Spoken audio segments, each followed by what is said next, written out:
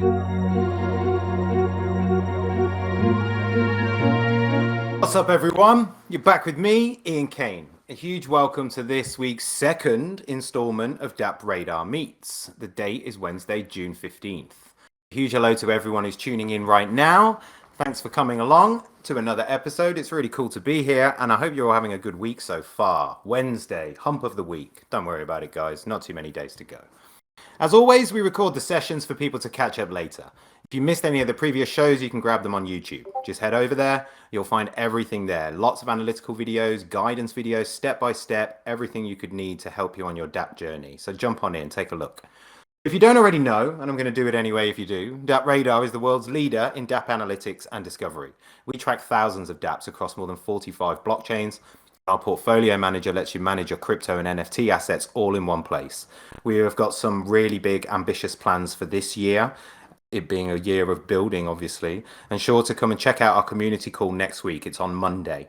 We're going to be doing that over on Twitter Spaces. So you can find all the links for that in our Discord. You can find it on our socials. So come along, ask some questions. You'll have the CEO there, the co-founder Dragos. There'll be all of the top boys there from DappRadar. So come and jump in and ask your questions. All right, so let's jump off, shall we? Today, I'm excited to welcome Idan. He's the co-founder and co-CEO of Upland, and he's here to talk about their play-to-earn blockchain gaming project. So I just want to do a quick sound check. Idan, do I have you there? Hey, Ian, can you hear me? Yeah, man, all good. One thing, I just want to double check before we get going. How do I properly pronounce your name? Idan or Idan, that's perfect, actually. Yeah. Okay, And man. thanks for having me. Excited. Awesome. I hate to get people's names wrong, so let's get that out the way first. All right. So I'm going to run through a few bits of news and things that are happening in the world of dApps, and then I'll jump back to you, Idan, in a minute. So just give us a sec, and we will jump right off, okay? So what's been happening this week in the world of dApps? The bear market has definitely turned a bit more grisly this week. Let's be real, everybody. What we're seeing is a massive depression in prices. Knock-on effects for many negative aspects happening, but let's be sure to mention that this is not just kind of localized to crypto.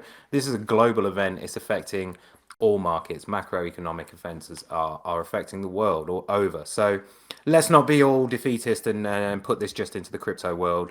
Everything's going down right now. But we've seen the Celsius exchange freeze out its customers. Ethereum and Bitcoin losing around 40%.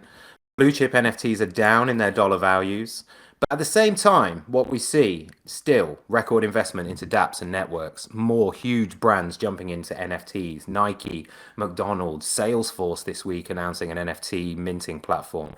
Most importantly, Dapp usage is up. Tokens might be down, but dApps are still finding utility and usage. And this is great for DappRadar and great for the industry overall. Back in 17 and 18, we just did not have this utility. It was either hodl or sell.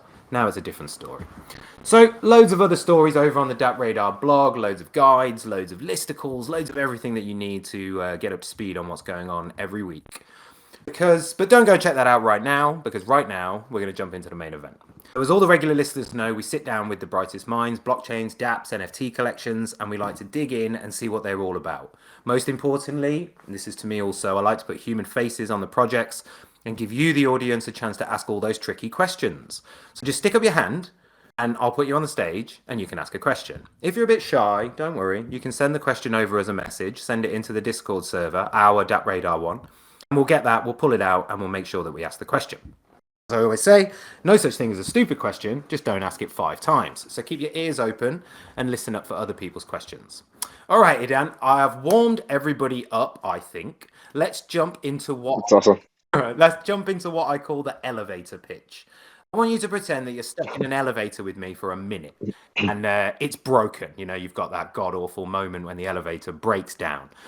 And I've got a t-shirt on. It says I'm an investor and I really love blockchain games, but I don't know about Upland. We have about a minute. Hit me with why I should be paying attention. Yeah, so Upland is a metaverse that's mapped to the real world. And actually, today, it's probably the biggest metaverse out there in terms of landowners. So more than 250,000 unique landowners, probably anywhere between 70 and 100,000 daily active users. And participants in Upland play, earn, and connect in this very special metaverse. what makes Upland very, very unique is that it's accessible and inclusive, and it allows for a very volatile economic participation, very much accessible via mobile apps, cross-platform, and we're just getting started today. Cool. I find that interesting that you're saying you're just getting started, right? Because we'll jump into Upland and its details and its particulars, and we'll really like dig into that. But I just want to start at the top, really, as it was. So can you tell us a bit about yourself, Idan? How have you ended up in this blockchain gaming world? Did you come from a traditional gaming world? Are you a gamer? Tell us about yourself, man, like and your journey into this craziness. Yeah, absolutely. So I'm originally from Israel, but I've been living here in Silicon Valley for the past 10 years or so. And my background comes from running different both R&D and product organizations for different companies and startups. But most recently, before Upland, I was a member of the founding team of a company called Rocket Play that was basically we dealt in the social gaming space, right? So my background comes from gaming and casual games. And then back in 2017, I met up with my other two co-founders, Dirk and Manny, and we are mutual friends from around Silicon Valley. And back then, it was the NFTs just became a thing, right? So that was talking about 2017, early 2018, with the early games such as CryptoKitties, etc. And we were basically playing Monopoly together, and it hit us that again, once you understand what is an NFT, what is the technology behind it, you understand the value proposition of true ownership, and you once it sinks in, you understand that the future of digital economies is going in one direction. Like we don't know if it's going to take 5, 10, 15 years, but every digital asset that matters will become some sort of an NFT or an evolution of that technology. And once you realize that, basically the gap between there and saying, okay, there's an industry here to disrupt with taking that value proposition and bringing it to consumers. It was a really short realization that, okay, we want to build these things. We want to deliver that value proposition to as many consumers as possible. And then we envisioned Upland, and it only and the ball got rolling from there. And today, again, we're just coming off what we call Genesis Week, which is the celebration in Upland of the minting of the first property. It happens every year for 1 week in the second week of June. And for the first time, this was an in-person Genesis Week in Las Vegas. We celebrated with our community, with our team members. It just finished. It just ended up this Sunday. That was really awesome to go from basically where we were at zero back in 2018 Yeah. to basically celebrating in person with hundreds of community members. Really, really, we've come a long way. That's a landmark moment, right? Where you kind of stop for a moment, take a look, take a pause, and think we're on the way. It's a great moment in a project, I would say. So, and when I first joined DappRadar, it was 2019, and you guys had, I believe, you'd either just launched or you were just about to launch. But ever since I've been with DappRadar, Upland has been there consistently in the rankings. It went from being a top 20 into a top 10. Now it's a regular top 5, top 3 game. And in fact, like 250, quarter of a million on-chain users in the last 30 days. So let's talk about the last few years, Idan. Like it's been a wild ride, I can imagine, for you guys, but a very interesting story, I think, for developers out there, perhaps just getting going with their projects or any projects that are kind of maybe launched in the hype and now scrambling, trying to figure out how to deal with the market situations. You guys have been around a while. Like, tell us about the last couple of years, man. Big challenges, wins, fails. Like, how has it been? So it's been phenomenal. And I think one thing is that we were so fortunate to be able to stick to our original vision and our original roadmap and basically execute and make basically a successful business out of it. And an engaging one, and one that shares the opportunity to participate in the economy with all the consumers that are taking place. Basically, our secret sauce, I think, has been the accessibility, right? Like the fact that we spent a lot of effort. You were talking about challenges, right? For the first 6 months, we just put our heads down and invested in proprietary technology that made true ownership a very democratic thing, right? So when you play Upland, you don't need to basically our wallet is integrated into our client, so you don't need to store your private keys, right? You don't need to own native currencies in the blockchain that you're participating with, but all of that still maintains the value proposition of true ownership. So we as operators, we do not have access to players' private keys. Everything happens from the client directly with the blockchain. So basically, it created an ecosystem where anybody can onboard.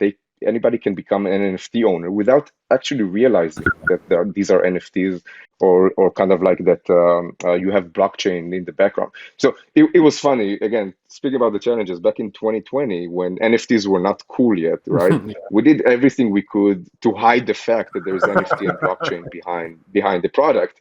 And only in 2021, people were actually starting to look for that value proposition. So, okay, so we put it front, Putting it front out. and center. But that Funny. exactly. But that's exactly the point. I was, there's an upside and downside. I think the downside is that you may not necessarily, when you play Upland, you may not participate in some kind of like a huge hype where some of kind of like the other blockchain projects enjoy. And it was funny. Like I used to speak with players of the game, and they would tell me things like, "Hey, I own NFTs in Ethereum, and I own NFTs in Polygon." And I was going, that you own a shit ton of NFTs on the EOS mainnet. And they were like, "Yeah, you know what? I never thought about that, Oh right? yeah. Because it doesn't compile." And that's the important thing when we look at different technology hypes, right? There's always a wave of early adopters, Yeah. and those are the people that really care about the technology. And you would have like these different camps. But at the end of the day, ordinary consumers don't care about what is the actual technology that runs in the background. They care about the value proposition. And I always like to say an equivalent, right? If you're a gamer, right? And whatever you play, whatever League of Legends or whatever, you don't care if the backend stack of the game runs on AWS or No. Microsoft Azure or Google Cloud. You don't care. You care about the value proposition. At the end of the day, when we are over the hype phases, people are going to be obsessed about what they get out of the platforms and not necessarily what technology runs in the background. Really, really, really agree with you on everything you've just said. I think that's it's kind of what I thought as well, is that the success of Upland is down to your onboard many things, but onboarding specifically has been a real win for you guys. I think like hidden that away so well that, like you say, people don't even know they've got NFTs on EOS. They don't even realize that's what's happening. And I think that for you guys to have figured that out 3 years ago, I think many people also should have figured that out, and you guys have nailed that. So yeah, it's great to hear from your side as well that that it's been a great thing. And I mean, in terms of the kind of onboarding and the access to Upland, how does it look? Like if we did it right now, right today, how long does it take? What do you do? Like how easy is this? It's as easy as any other game. You can go to the App Store, whether you have an Android device or a iOS device, or you can play on desktop. So it's truly cross-platform and cross-device. And then it takes you about 5 seconds to sign up with your email and password. You get verified, and you can get started basically. Today, Upland is a very, very rich world, so it may be kind of like a bit overwhelming. I always kind of compare it to, when I first, when my kids were playing Minecraft, right? I would always look at that and you get dropped there, and what the hell is going on? I don't Overwhelming, right? understand, Yeah. right? So exactly, because there's such a vast amount of different things that, again, yes, at the very basic part of it, it was a property trading game, right? So at the heart of it, you actually get to decide, okay, what is the city and neighborhood I want to basically be a part of, right? I would probably acquire property there. I may build buildings. I may now run what we call meta ventures, which are player-run businesses. So you can actually set up a shop and start trading with NFTs or creating other things. We just launched transportation in the metaverse. So the first cars have been produced in Upland. And by the way, in Upland, travel is like the real world. It's like frictionless, right? If you want to go between San Francisco and Los Angeles, you either take a train, you take a flight, or use your own car to travel. And these require both time and resources. And we just actually launched our third-party developer tools. So back in Genesis Week, we ran our very first hackathon. So now develop also build on top of Upland to create either experiences, games, services that actually interact with people's assets with their owner's permission. So it's an incredible world of endless opportunities. And again, I encourage everybody to check out our roadmap. It's really, really rich, really, really cool. And there are endless amount of opportunities for where we can go with this. Oh, definitely. Let's jump into this because I was going to save the car stuff for later, but you've mentioned it, so let's leap in. Like it's super interesting, so let's go here as well. So you guys premiered probably the most anticipated feature, which was your cars, and it unlocks possibilities for players to monetize these assets, right? And the services. So let's dive in. Like it sounds super exciting. Tell us, what do you mean you got cars? Like, can I buy a car and I can drive to another city? How's this working? Can I rent a car? Tell me more. Yeah, so if you think about, most cars project that are related to NFTs, usually the first thing that would come to mind is collectibles. Yeah. And then another thing would be racing games, right? There may be some actual racing games that work with NFTs, but basically this is the first things that come to mind. But in Upland, it's a bit different because again, we have intentionally put in place a whole transportation mechanism, and the thought behind it is again, Upland is we're all about virtual locations. And these locations are mapped to real locations in the world. But we want to strengthen the notion of virtual local communities, right? So if I decide that my neighborhood where I live in is going to be Soma neighborhood in San Francisco, right? If I could just magically teleport from San Francisco to Manhattan, let's say, what is really the kind of like the what does it matter who are my neighbors? What does it matter my locality? And that's why we put frictionless travel in place. So basically, travel takes both time and resources. And now, when you have this system in place, first of all, like, yes, you strengthen the notion of virtual localities, but now it brings the whole concept of the possibilities of private transportation. Because now, when you have a car in Upland, it's not just about the collectible nature of it. It's not just the fact that you can take it racing. And by the way, any street, any road in Upland can become a racetrack, which is super, super cool. And all of the racetracks in Upland are user generated as well. So you can go and draw your own racetrack and race with friends. So we got all of that. But now, just because of the transportation system, we have a whole new layer of utility with your car. So basically, you can take your car and use it as transportation between cities. You can take passengers with you, right? Providing services to other Uplanders. And you can also haul cargo as well. So in Upland, again, anything that's manufactured in Upland and manifests on the map as 3D objects, if you want to move that from city to city, it needs to go into as cargo, into either a truck, a car, or whatever can fit it. So that there it is. You have an entire system that offers not just collectible aspects, but full utility and play to earn opportunities such as racing and whatever other experiences that the community may come up with via third-party developer tools. Nice. It's very smart, actually. It never occurred to me that by sort of not holding people in their place, but making it more difficult to move, you're actually adding more value to the game. Because yeah, I never thought of it like that. What's so special about something if you can just teleport there in a second? Nothing, right? Do you Exactly. find Yeah. that with your so you're actively trying to build communities, and as you've said, it's mapped to the real world, and you don't have all the cities in the world, obviously, but a lot. So do you find that, for example, I don't live in San Francisco, so when I come into the game, I might be like, this place doesn't feel right for me because I don't understand it. I think I guess the question is, like, do you find that players gravitate to places they possibly know and understand, or is it just random? Like, or do you not know? Yeah, so I think it's a mix. I think a lot of it has to do with those local communities that take up. Our own community came up with the term nodes. So this is how they refer to local communities taking over a neighborhood and basically collaborating together to create something bigger. So a lot of that is there. I have seen though, by the way, once you play Upland and you get into it, Mhm. right? When you go to again, I live fairly close by to San Yeah. Francisco.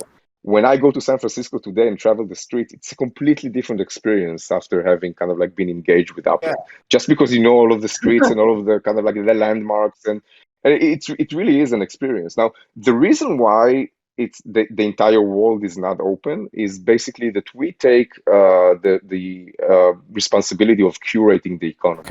And a huge part of it is making sure that there is a right management of supply and demand of the property NFTs. And again, I don't know. I've seen in my 4 years journey, right? I've probably seen at least a dozen other projects that basically try to sell the world. Let's call it that. Yeah. But that's exactly, I think, in my humble opinion, where they failed, where you just, dump a huge supply of things that you can purchase, and then not being thoughtful of the how to slowly and effectively grow an economy and support it in its different phases of growth and maturity. And that's exactly where you fail. In Upland, everything has to do with the economy. We're trying to build a sustainable economy.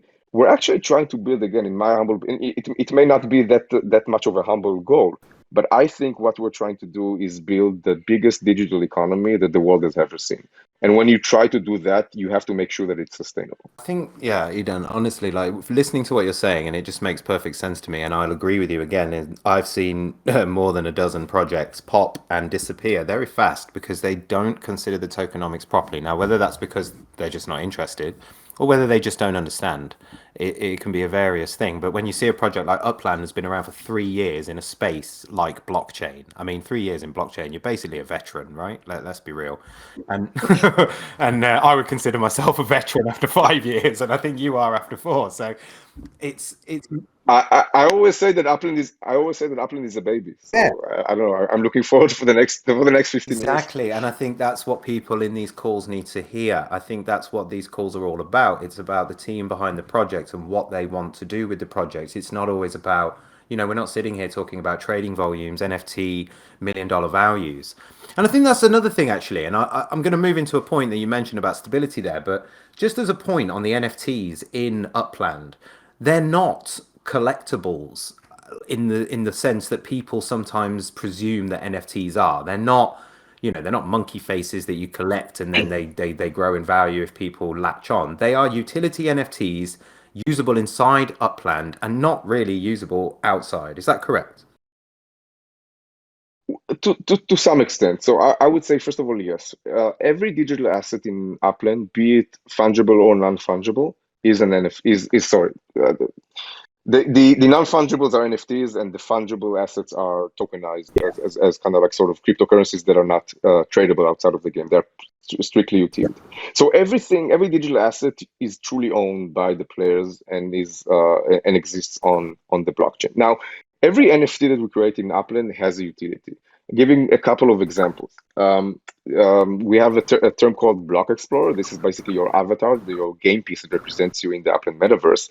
And these also now are going to become the drivers of the car. So you can train them in different traits. So maybe you train a Block Explorer at overtaking, or kind of like maintaining their composture when they're ahead, etc., etc. And then you can take them, race them, gain experience. And when you trade them later on, they obviously come with the complete traits. Moreover, if you get a very good Block Explorer that's very good at a certain trait, you can start using them to train other Block Explorer as kind of like as a service. Completely different. We have the car NFT, right? Okay, again, pure utility. But now, and I give another example. We have a new NFT coming that's called an outdoor decor. Basically, players can now manufacture 3D items that are movable decor pieces that they can sell to other players. Again, another type of NFT that has a very pure utility. But having said that, now when you think about collectible aspects, right, there's no reason why somebody will not come into Upland as a player and start their own collections utilizing these NFTs. So now you have NFTs that both have utility, but also have collectible nature as well. So it's always a combination of these two, right? When we're going to have real world car brands come in, and we will have real world car brands coming to Upland, right? The amount of cars that they will produce, they will have their utility, but being being branded, they would also have collectible nature. And now it's beyond that, because now you have a decision point. Let's say I have a very valuable, let's say, a real world car brand, like an old timer car that I just bought in Upland. Now I have a decision point. Hold on one second. Am I going to actually use it for travel? Am I going to put odometer readings on that odometer? And by the way, we do that. right? Do I race it and risk it being damaged, or do I just keep it in my garage, untouched for Real later on? world. And we love those decision points in Upland. We love making these kind of like cognizant questions for players because, again, that's the excitement of being immersed at the end of the day. It's basically asking yourself these questions. Holy shit, I have Yeah. this incredible NFT in my hand. Am I going to use it or am I going to keep it, save it, It's basically? cool. It's like, yeah, I mean, it's a great retention mechanic as well, right? I'm sure you found that, and yeah, I just really like the idea of the utility of it. But one of the main things I would say for you guys is that you've maintained, and you said this previously, and that's why I want to talk about it. You've maintained stability over 3 years by being quite careful with your tokenomics, and we've seen a lot of projects come and go with weak tokenomics. Like, how would you say what's the differences with Upland? How have you managed to be so robust over these last 3 years? So what makes Upland very, very unique in the space is that our native token, basically Apex, which is the fungible token that carries value in the Upland ecosystem, is purely a utility token. It is not tradable outside of Ah, Upland. So you can move it in between players. I can send Apex to that I own. I do truly own it. I can send it to any player in the mhm. ecosystem. I don't have the ability to trade it in exchanges outside of the game. The way for uplanders to basically liquidate their assets, if they choose to do so, is they can sell any NFT that they own can be sold for either Apex or directly for US dollars, for fiat Okay. currencies. So we make it really, really easy for people to just sell any assets, any NFTs that they own and liquidate them if that's what they choose to do. In addition, we're going to introduce later this year also the opportunity to take your NFTs and through what we call the NFT portal, download them to Ethereum. So you will be able to trade these NFTs on Wow. OpenSea, for example, if you choose to do so. Now, again, the other thing that makes us very unique is that again, a lot of projects basically what they would do is totally ignore regulation. And again, this may come either from basically some kind of like a utopic vision of, hey, we don't need regulation, everything needs to be fully Ah, decentralized, or it can come from basically regulatory compliant. We at Upland, from the very beginning, we embraced regulation. And the thought was being, if we were to reach mass consumer audiences that also include mass consumer audiences specifically in the US, which is a very, very important market, right? We have to be regulatory compliant. Like if you look at the 99% of the world's population, when they think about value, they think fiat currencies. Unfortunately, today, that not everybody knows what zero point 0.1 ETH translates to instinctively, right? Not everybody knows how they can get their hands on Ethereum tokens. People today in the world most naturally think in US dollars. And we wanted to create an ecosystem where we are discoverable, meaning that we are in the app stores. We do have actually apps that people can use on their mobile phones. And we wanted to be able to both market and onboard US based individual, and by that virtue, the rest of the world as well, in a very safe environment that doesn't just say, hey, we don't care about regulation, right? There are reasons why there are things like anti-money laundering rules in the world, right? It's not like free societies impose those restrictions upon themselves for a reason. So yeah, some projects will say we don't care, we just ignore it.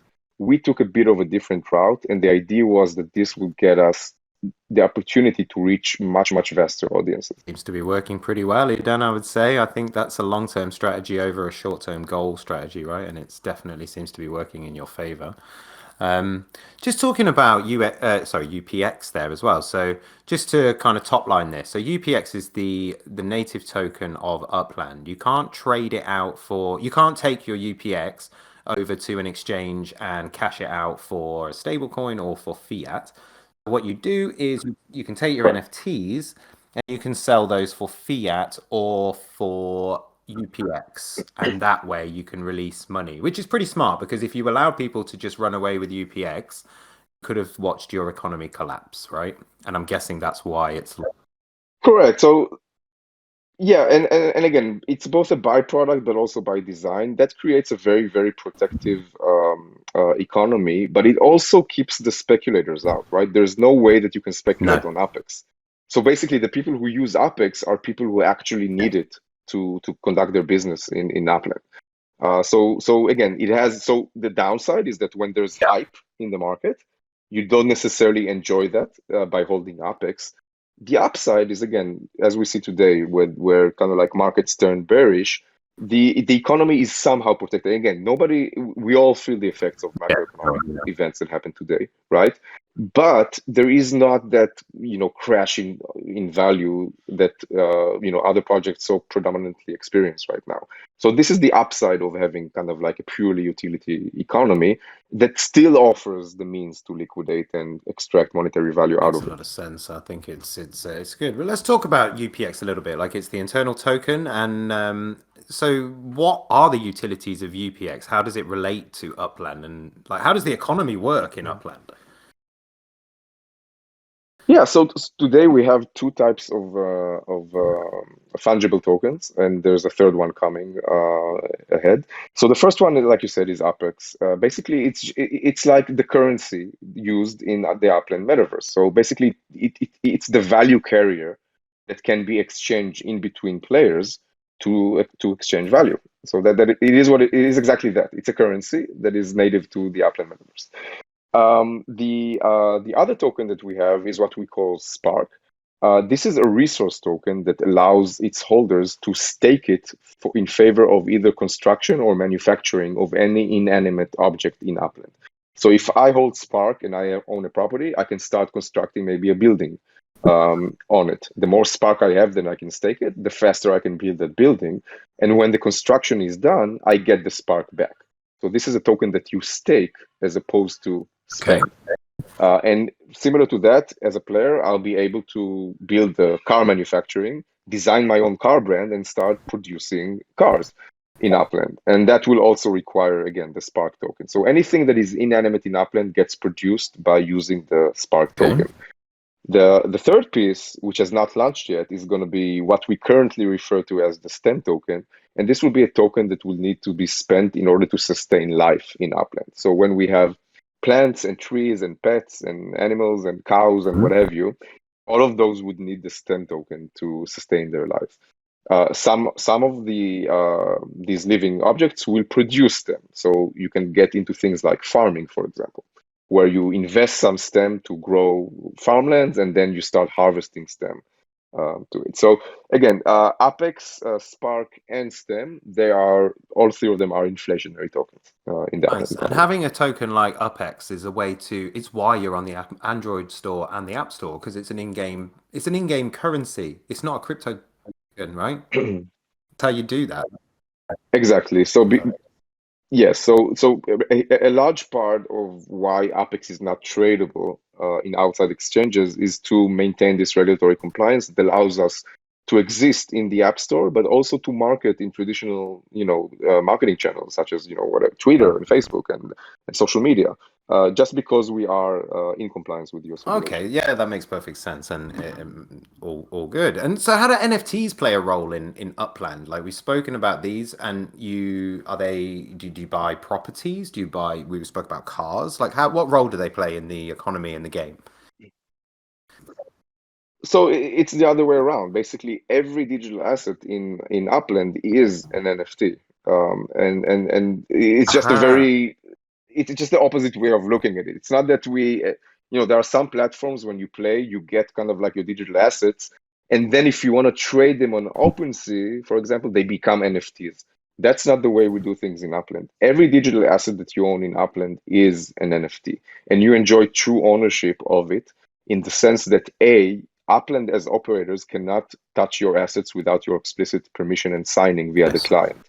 So whatever we do, there is no technical way for us to take your assets from you. And B, the opportunity, again, coming in 2022, for you to, if you wish to, download your assets into external ecosystems to be traded outside. Nice. I'm just, I'm listening to this and I'm asking my questions. And obviously, I've been watching Upland for a while, and I just think this AMA is almost going to turn into like a session for blockchain game builders to listen to. I really do. Like, you guys are going about things in a methodical way and a very logical way, and I really like it, to be honest. So, um, Absolutely, and again, we're playing the yeah, long game in Upland, right? It's not about short-term gains. It's about building something really, really, really big, and doing it in a very, very yeah, sustainable way. And again, we're not do again, the reason we're doing it is because we think this is how we'll win at the end. This is if you want to get to a point where there are tens of millions of people daily interacting with the system, right? There needs to be some fundamental elements that would allow that to happen. And we've been obsessed with that question ever since 2018 when we got together and thought, okay, we see the technology, we see the barriers, right? We see how mm, difficult it is. What can we do to make it accessible and democratize it? So again, those tens of millions of people are technically able to enjoy the value nice. proposition. Yeah, it makes perfect sense, man. I'm just thinking about your reference to Monopoly at the beginning, and it made me think like Upland is a game. Okay, it's a metaverse, but it's also a game. What does winning look like in Upland? Like Monopoly, you take over that board, you screw your family over, and you charge them all ridiculous rents, right? So how does what's winning in Upland consist of, and does it have an end goal, or is it just ongoing? Yeah, so I'll ask you, what is winning in life? True. Again, right? It's about, primarily your social connections, your friends, right? It's about the way for you to build value, to have status, right? Like, are you a positive contributor? Or maybe you're not. Maybe you like to light things on fire, and that's your thing. So it's an open-ended game. It's a universe, right? And we see that as a parallel world. And by the way, the reason Upland is called Upland, and I don't know if you guys are watching the newest season of Stranger Yeah. Things. The reason Upland is called Upland is because of the Upside Down, right? That parallel world from that fantasy series. So this is where the up came from. And this is exactly what it is. It's a parallel world that people can get immersed in, and they're going to be spending parts of their lives. Some will be spending a couple of minutes a day via their mobile devices. Some will be fully immersed via external apps that are full 3D Unity based or Unreal based experiences. But they are going to be spending sometimes of their lives in this universe. Again, it happens today with regular games. My son, when he's plays with friends, right? He connects via these games, these metaverses, and spends time. People are going to do that. So I think we are creating that universe of endless possibilities, and people are going to make what they make of it. You mentioned Monopoly again. Monopoly is some kind of like a draw, right, to Upland. When you Yeah. first see that, there's an immediate cognitive realization. Okay, I get it. It's trading properties. They hold value. I can Mm. liquidate it. It immediately hits home because who hasn't Yeah. played Monopoly? But it is just that. It's the draw. And once you are pulled in, you discover this big universe inside that is much more beyond just playing and trading properties Very themselves. cool. It's very cool. I mean, so what cities do you guys cover at the moment? And do you have any plans to extend these cities? Like how do you choose? Are you just choosing based on is it more to do with like Absolutely. real world stuff or like how do you choose? Yeah, so up until today, we've opened around, I think it's 16 cities across the US, and kind of like we have hubs, right? So for example, the San Francisco hub will contain San Francisco and the satellite cities that open as an expansion. Again, the New York hub will have Manhattan, Queens, Brooklyn, Bronx, today Rutherford as well. So when we expand, first of all, there are two potential reasons for expansion. One is economic pressure. When an area is sold out and you start seeing the secondary market prices Uh-huh. inflate beyond kind of like more than other regions, that's where you understand, okay, there's economic pressure here and you need to inject more supply. So this would be an immediate trigger for us to basically open Okay. new locations. And then the other is when we have brand partners to launch local content with, right? This provides means for us to attract new audience in those local markets. And a good example of this is the NFL, our collaboration with the NFL Player Association with a product that we call NFLPA Legits. So now when we open new cities in the US, these are cities that would contain NFL Nice. teams where we can actually launch the NFL 3A product locally.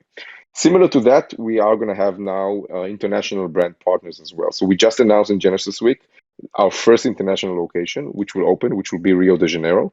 And that location will open with brand partners. There are more partnerships that we are going to announce very soon that would call for the expansion of other new geolocations. So again, to sum it up, basically two reasons to open new cities. One, economic pressure, and the other, new brand partnerships that allow us to access new local audiences through that Cool. partnership. Makes sense. Makes sense. One question I have, and it is a bit of a take it as you will.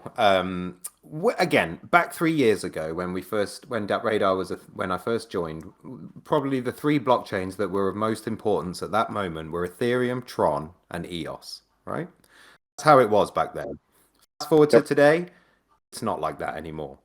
But you guys still run on EOS. And I'm wondering, I mean, I'm not saying there's a problem with EOS. If it works, right? But I guess my question is there any plan? Why did you stick there when others jumped off? And then, do you have any plans to kind of go multi-chain, cross-chain? And now that I'm asking this question, I'm thinking even if you did, you'd probably hide all that in the background anyway. Absolutely. So a couple of layers to that answer. First of all, let's distinguish between EOS.io, which is a technology that runs the EOS mainnet and other networks like Wax and some and Telos and some other blockchains as well. And let's go back to the earliest days. We in 2018 we naturally took a look first at Ethereum, but we soon realized that it doesn't provide the technological tools for us to solve the problems we were trying to solve.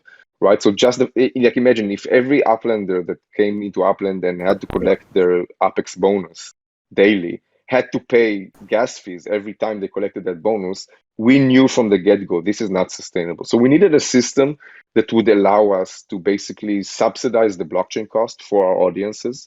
And EOS.io, by the way, we actually worked with the team that worked on EOS.io to actually inject some of these features that we were missing. So some of the EOS.io features that made it to production were a result of a collaboration between us and then the Block One team that maintained the infrastructure. So EOS.io worked for us back then. It allowed us to create proprietary technology that enabled everything we do to democratize basically the access to true ownership and to NFTs, etc. So again, back then there was no other option. Basically, it was EOS.io or Ethereum, and EOS.io was a better fit for us. Now, having said that, again, we launched on the EOS mainnet. The vast majority of our consumers don't know that it's EOS mainnet in the background. For us, it's another part of the backend stack to deliver the value proposition. It doesn't mean that we will always utilize the EOS mainnet as the blockchain backbone. Right, we definitely see a future, especially again. We have between 50 and 100,000 daily active users. We're trying to optimize for a future where we have tens of millions of daily active users. And at that point, there is some point where the blockchain doesn't scale upwards anymore, right? You have to start scaling it sideways. And we do envision a potential future where there is going to be maybe it's most likely EOS.io based blockchain, but that is maybe dedicated to Upland at some point, just because we have to be able to collaborate to maintain that horizontal expansion where there are multiple blockchains that talk with each other in order to support that vast amount of activity. Now, again, having said that, with our most recent city releases, and the last one we did was Las Vegas over the weekend, we've had phenomenal results with this technology. We're able to, I think at peaks, mint close to 60 NFTs per second successfully on the blockchain. That translates usually to somewhere around 300 transactions per second. And we're not yet scratching the surface of the technological capabilities of EOS.io. But again, when we do get to that point, we need to be able to make sure that we can scale horizontally, and that may entail some other blockchain solutions in the future. It would be, like we say, I think you wouldn't make a big song and dance about that though, right? It would be, like you say, keep it. It doesn't really matter. As long as everything works for the customer, that bit is kind of not really important, is it? So yeah, very cool, very cool. One question I've got for you. Exactly, for the customer. No, go on, man. Yeah, go ahead. No. It was no, I just think it worked at that moment in time because using EOS and then you, as you said, you actually developed with them hand in hand. So that sounds like the best option at that moment in time. And long term now, you've got a close partnership with them and they're supporting what you do. So it makes sense to me, man. Like definitely. Just wanted to ask, like your definition. So play to earn came around as a definition probably about a year ago, maybe a bit longer. And nowadays, people are starting to call it play and earn so that they don't get caught up in this misconception that you're going to become a millionaire by playing games. What does play, however you describe it, even maybe you don't use this term, what does it mean to you, Idan? What does it mean to Upland? Yeah. What does play to earn mean for you guys? Like, how do you see it? Yeah, so let's put it into several different layers, right? So yeah, there is the opportunity to play, and if you're good at it and you have a willing partner to play with you. So if somebody just plays to earn, right, there needs to be an opposing party that plays and loses, right? Yes. So because if you have just an inflationary system that just everybody earns, and we have seen projects like that, guess Yeah, what? yeah. It's going to collapse at some point, right? So if you're playing a skill game and you want to make a living out of it and you're very good, you just need to make sure you understand for every earn there needs to be the another end that loses, right? So it's not that you're gonna always earn when you play. Now, I think that's the gaming side of it. Having said that, if you have the opportunity to come and create value, right? If you go, let's say, into Upland and you start your own outdoor decor factory and you make it into some kind of a collectible and you build a community around it and you complement it with a third party extension that gives it the opportunity to whatever, to have like fighting, whatever. Let's say I go and produce garden gnomes in Upland and I make a whole series out of it and I complement it with a garden gnome fighting game, like a Tekken style of like a right. I've just casted value. I've created value. I've become an entrepreneur, and I think that's the most interesting part of the earning aspect, right? So you don't necessarily play games here. You are leveraging an ecosystem to cast value that people may care or may not care about. But if they do care about what you built, you're gonna that's where you're gonna basically earn. That's where you're gonna So make a living. So again, to me, I distinguish between those two things, right? You play and you either win or lose, or you create value for that other you people nailed care that. about. Like that's a great way to put it. In order for somebody to win, somebody has to lose. And this is the bigger metaverse play though, right? Where we're seeing a shift towards digital living whereby people are going to carry out, let's go back 20 years to when you needed to, bust your ass to get your first job or to get your qualifications. It was all very physical, real world stuff, even maybe even putting your resume under the window wiper of the boss you wanted to impress. Nowadays, it's not like this, right? You can dive into a metaverse, build out some functionality, build out some value, and become fundamentally a superstar in this world. Where in the real world, you're kind of a E- nobody, but in this metaverse world, you can take on a whole new form, right? And at the video, Exactly, but guess what? It's gonna be super hard and super competitive, right? So you have to bring in your your skills A and you have game. to win. And some people will be successful and some people will not, right? So it's not that there needs to be an expectation, hey, there's this now utopian reality where Yeah. everybody gets to win. It doesn't Yes. work that way, I right? think that's what people actually think, though, right? Like, if you just say to people, the metaverse, it's almost like people think of it as a shiny new Earth, a new version of Earth, which isn't so dirty and messed up. It's controlled by the same people who messed up the Earth, Yeah. so the chances of that are quite slim, right? So, interesting, interesting. But I think that's where it comes. And again, this is why virtual localities are so important for us. It will matter at the end of the day.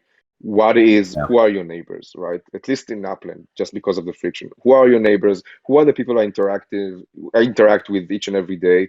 If I go to my local cafe in Upland, right, and I'm gonna see the people who live next to me. And if I don't like that space, if it's bad vibes, I'm just gonna move to another place that's positive. And it's going to be much easier to move, in the metaverse compared to moving in That's the it, real right? world, right?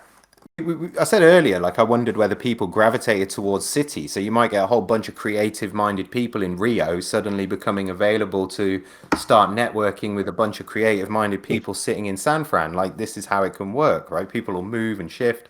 Super interesting, super.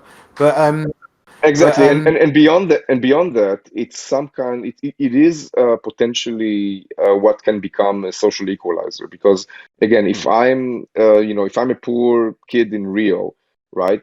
For me to create value, in all I need is a computer and some skill to create value. And even if I just get $100, $200 a month out of it, right? My life can be changed with that. So there is the opportunity to basically maybe make the world a bit, tiny bit more in the direction of more inclusiveness and more equal opportunities. Again, I don't think, again, this will solve the world's problems. I no, do but think it may be a step in the right direction. for sure, man. Everybody's got to put one foot in the right direction, otherwise we're all going backwards, right? Like we need to, as you say, it could be a small part of a bigger picture. And I think, like I said a while ago, other blockchain games would do well to look at you guys as a bit of a benchmark, I would say as well. But during these like I started opening the show talking about the grizzly bear times, and obviously we're in that right now, and it's pretty depressing out there. What tricks does Upland have up its sleeve to keep players on board and returning? Actually, returning and onboarding new players, two vital metrics, right? Tricks you got up your sleeve. Yeah, so we are, again, we're just on the ground floor right now, and we are massively obsessed and caught up in injecting that features and value into the ecosystem. And every month that goes by, Upland becomes more and more robust. Again, things like third-party developers, to me, it blows my mind. The fact that you can now be a developer. You don't need to know how to code for blockchain. You just need to know how to code for APIs, and you can start creating value for other players, how to leverage their assets by putting in new experiences, services, and games together, right? So again, yes, it is a bear market. Everybody today has a bit less assets than what they used to have, whatever, 3 or 4 months ago. That is the reality. But again, we're playing the long game. This bear market will turn back and at some point start going up again. And we just want to make sure we're in a position that when that happens, Upland is there, but now with two, three times the features, and is ready to basically pick up back the pace. Again, to us, it's not a fun atmosphere to operate in, but that's the reality. And we are going to keep doing what we've been doing all time, which is keep diligently working on our roadmap, delivering more features, creating more value for all stakeholders in Upland. Nice. And I think arguably, you look at DeFi, dApps, you look at perhaps games are the one thing that are a little bit recession proof, I would say, as well, Idan. Like you've got sometimes people just want to cheer themselves up a little bit. Playing a bit of a fantasy role is something that people enjoy, right? And we've seen that before. And games usually do thrive in a recession. But you mentioned the roadmap there as well, and I've been keeping my eyes on the Q2 roadmap. How's it playing out? Are you ticking all those boxes? How are things going? It's pretty good. So again, just a bit of a history. So last year in October, we announced our Series A fundraise. So we raised $18 million back then, and that really allowed us to ramp up the team and basically almost triple the size of our engineering team, and then beyond that across the board. So it has put us in a place where we can now start delivering features in parallel. And I think you're just now starting to see that type of output. So this year we came with new features such as third-party developer tools and cars, and very, very soon we're going to have the first instances of Unity-based racing in Upland, meta ventures. So all of these things are being deployed, and that has been the real game changer, right? The ability for us to have enough resources to basically really increase the speed at which we deliver features to market. Definitely, and you guys are in a good position as well. You've been able to maintain over the last couple of years. You've got you've got the income to be able to support the project. And again, like not all Dapp developers are in the same position. Some come to market with very shallow pockets and try to make the best out of it. That's fine.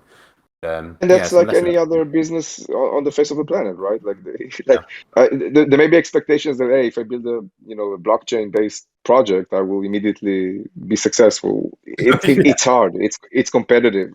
It's if I had to give like I think like an advice, it would be obsessed about what kind of new value you're bringing to the table. And if you have something that differentiates you and you can clearly see what is the value you're bringing in, I think that gives you some kind of an advantage. Yeah, definitely, man. All right, I'm just going to bring a couple of people on. I've got two questions. Big Baldy from Prospectors Crew, are you there? Yeah. Yeah, man. How you doing? You good? You guys? Not too bad. Waiting for your badass question. Let's go. Right. So I'm looking around in Upland, and you're talking about side businesses and stuff that people are starting. How do I find those businesses? Like I see a building, but I don't really see a way to go and find these people. Yeah, so the businesses would be marked with an orange pin, orange marker on the map. And today we're only in beta, so you're going to be able to find businesses primarily. I think so. There are two types of meta ventures that already launch. One is called Block Explorer Shop, and the other is NFLPA Legit Shops. And these are basically secondary market trading markets inside buildings. So if you go to San Francisco today, or to Manhattan, or to Chicago, just follow the orange dots and zoom in, and you'll be able to then walk into a MetaVenture and see kind of like their inventory. Very, very soon, we're going to expand MetaVentures into manufacturing. So you'll be able to now start your own plant, manufacture 3D items, and then sell them to customers within Upland. And this is just the beginning. That was my next question. You already answered it, so great. Awesome. Nice one, man. Thanks for the question, dude. All righty. I've got a question here on a text. Right. It's about bots. So this person is saying, are you doing anything to watch out for bots in Upland? It's super competitive and people are cheating. People are cheating, Idan. Who would have thought they would cheat? What can you do about this? Absolutely. So we are combating again. First of all, I want to say yes, there's a lot of competitive elements, and what sometimes appears to be the notion of bots are just really, really, really good players. So one example for that is treasure hunting, right? If you have a competitive treasure hunt in Upland, you're gonna have dozens of players trying to grab that same treasure. Or if you have a city opening event, you're going to have hundreds potentially of players trying to get to that same property and mint it, and only one can do that. So the way we're tackling bots is we're using captcha challenges in different very strategic places in the app. And we do actually now have a fraud team that their mission is to take a look at the data, try to understand where there are potential abuses happening. And again, people may or may not know, we have a notion of jail in Upland. It's in Alcatraz actually. And when you kind of like cheat, for example, one big thing is we do not allow in our terms and conditions to use multiple accounts under the same person. And when we find that people do have multiple accounts, we actually put them in Alcatraz until they kind of like resolve their case, pay their debt to the community, and move out. It's not perfect. We realize that we will be the first one to admit it, but we are taking constant steps to improve the situation. It's not an easy thing to combat, and I think it's important that you guys are aware and that you're working with it as well. I think that's really interesting what you said there about the fact that these might not be bots and they might be people that are just really skillful. Like perhaps there's an inclination out there in the blockchain world to just say, "Oh, it's a bot." Do you know what I mean? Like that instant, "Oh, I didn't get it, so I must have been botted." It must just be Yeah, the thing, man. but I think one important thing about Upland is we always try to take out the incentive of why anybody would actually want to use a bot. And again, it's not perfect, but we're making steps. But I think an important thing of it, again, it's not like there are a lot of games that are about basically harvesting, right? You just have you can set up a lot of accounts, and that will drive constant inflation of value to these accounts. This is not something you can do in Upland. Right, there are other ways you can abuse by using multi-accounts, but it's not for the sake of getting more value injected and minted into the ecosystem. And I think that has to do a lot with the sustainability of the economy. Definitely. It's not a button bashing grinder where you just need to show up, tap a few keys, and walk off with your tokens, is it? So it's a different proposition here. Good questions, though. Good questions. We obviously inspired a couple of people to jump in. So we're getting towards the end of the session, and I just really want to thank you, Dan. You've done a wicked job of like articulating the answers amazingly well. I think everybody that's listened in today should now have a really clearer picture of what Upland is, why it's been so successful over these years. Lastly, is there anything that I didn't ask you about that you want to speak about and you want to get out there about Upland? Perhaps something coming in the near future. Get off your chest, Idan. What do you want to say? Oh wow, there probably would be dozens of different topics. So I would say, but maybe one thing to put out there is that again, governance is also coming to Upland. And in Upland, the way it works is that you get to designate what is your home address in Upland. So you have to pick one property that you own that has a building on it, and that will be your home address. And this grants you voting rights in resolutions that may be relevant to your neighborhood that you live in, the city that you live in, or Upland in general. So we're very excited about starting to introduce that concept and start delegating more and more decisions of how the metaverse will shape up to the community.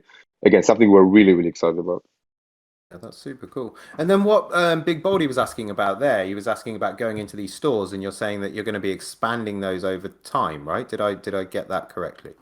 Absolutely. So things like cafes where people can get to and socialize in virtual localities, manufacturing plants for either outdoor decor or cars, again, and a lot of more things coming up as well. So again, we want to be the metaverse for entrepreneurs, right? Place where you can have different opportunities to create value and also to extract value at the end of the day in Upland. Very nice. I'd also say there's a lot of projects out there doing similar things, but none quite as developed as Upland. So definitely worth checking it out. Absolutely. Where can people get the most relevant info about Upland? Idan, where is best? Twitter, Discord? Where can people shout at you, and where do you like to connect? Probably on our Discord. We have a huge community, and I think it's one of the more positive communities in gaming out there. We love our community. We look for them to guide us for how to steer the ship that is Upland.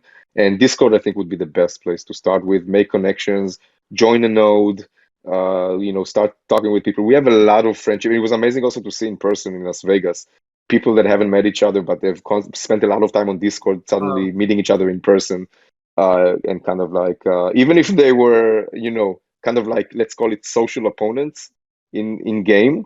Once they meet each other, it's all hugs and kisses, right? So that's a great aspect of it. Like you see how your platform ends up in personal relationships that are built because of that. I think that's one of the more gratifying things you can take out of this experience. Definitely, man. That's a lovely moment. Like when we said at the beginning, when you're standing on the stage and you kind of take that deep breath and you look around and you see what you've achieved and what you're doing. I think it's a great moment. Definitely, man. All right, Yeah. cool. We've And come then to the end. Go on, no, go on, just go on, go on, go on. one last thing, Ian, and again, another great resource opportunity for people to kind of like tap in is YouTube. We have a lot of content that is created both by our community and also by our team. If you want to get educated about Upland, again, YouTube has hours and hours of tutorials and resources for how kind of like to get started and how to be successful. Nice. And if you want to know about Upland's performance over the last couple of years, look at the number of unique active wallets, how much volume they're trading, then head over to DappRadar.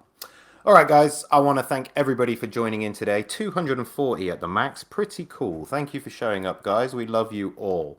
Idan, thank you again for your time, man. I know you guys are busy, and I really appreciate you coming in and telling everybody about Upland, and you articulated your answers amazingly. So I'll be pretty surprised if people didn't get it after this.